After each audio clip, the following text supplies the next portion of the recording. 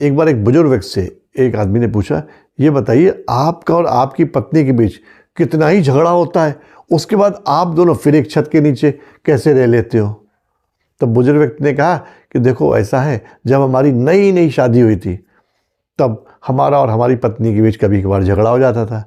झगड़ा होने के बाद ये हमें छोड़ के मायके चली जाती थी।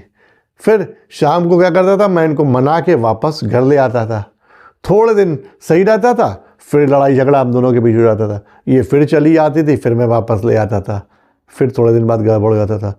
तो एक बार हम लोगों ने आपस में मिलकर तय करा कि चाहे हम दोनों के बीच कितनी ही लड़ाई क्यों ना हो जाए, पहली बात तो मायके नहीं जाएंगे, और दूसरी बात लड़ाई कितनी ज़्यादा क्यों ना हो, शाम आते आते रात आते आते लड़ाई को ख़त्म कर देंगे, चाहे कुछ भी हो जाए। और उसके बाद हमें आदत पड़ गई, एक दूसरे पर मन की भड़ास निकाल लेते हैं और शाम को हमारा समझौता कॉम्प्रोमाइज़ हो जाता है।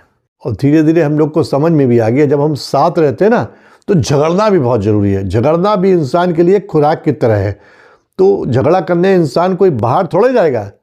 अगर आपस में थोड़ा बहुत झगड़ा हो जाता है, लेकिन शाम आते आते झगड़े को किसी भी कीमत पर ख़त्म कर देना चाहिए। और पति पत्नी का झगड़ा तो सर्दी वाली बरसात की तरह होना चाहिए। कुछ देर तो झमाझम, और उसके बाद मौसम बिल्कुल साफ, एक दूसरे को मना लेना चाहिए। क्योंकि जहाँ झगड़ा है पति पत्नी में, वहीं प्यार है।